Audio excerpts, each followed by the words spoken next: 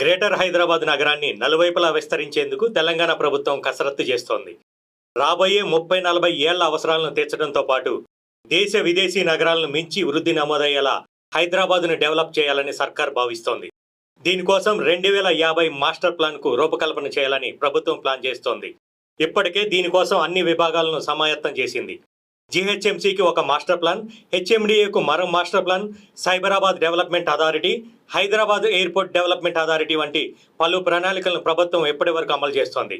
వాటన్నిటి స్థానంలో సమగ్ర ప్లాన్ను తీసుకొచ్చేందుకు సర్కారు ప్రణాళికలు సిద్ధం చేస్తోంది. ఒకసారి మాస్టర్ ప్లాన్ ఫైనల్ అయితే అందుకు అనుగుణంగా మౌలిక సదుపాయాల కల్పన జరుగుతుంది. దీంతో రియాలిటీ రంగ అభివృద్ధి ప్రణాళికాబద్ధంగా సాగుతుంది. 2050 మాస్టర్ ప్లాన్ కోసం ప్రభుత్వం తీసుకుంటున్న చర్యలను స్వాగతిస్తున్నాయి ఇండస్ట్రీ వర్గాలు. ఎక్కడెక్కడ ఎలాంటి అభివృద్ధికి భూములు కేటాయిస్తారనేది ముందుగానే తెలుస్తుంది. పరిశ్రమలకు, ఫార్మాసిటీకి, ఐటీ పరిశ్రమలకు, గ్రీన్ జోన్కు, రెసిడెన్షియల్, కమర్షియల్ నిర్మాణాలకు ప్రభుత్వం ప్రత్యేక జోన్లు ఏర్పాటు చేసే అవకాశం ఉంది. దీంతో ఆయా ప్రాంతాల్లో రియాలిటీ మార్కెట్ మరింత పెరిగే అవకాశం ఉంది.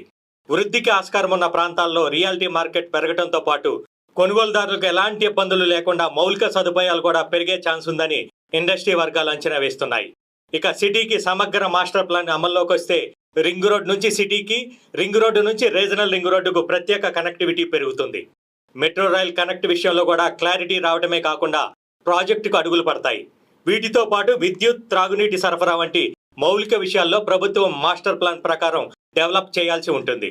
దీంతో ప్రభుత్వం ప్రతిపాదిస్తున్న మాస్టర్ ప్లాన్ 2050 అమలు గ్రేటర్ హైదరాబాద్లో రియాలిటీకి చక్కని ఊతం ఇచ్చే ఛాన్స్ ఉందంటున్నారు ఇండస్ట్రీ ఎక్స్పర్ట్స్.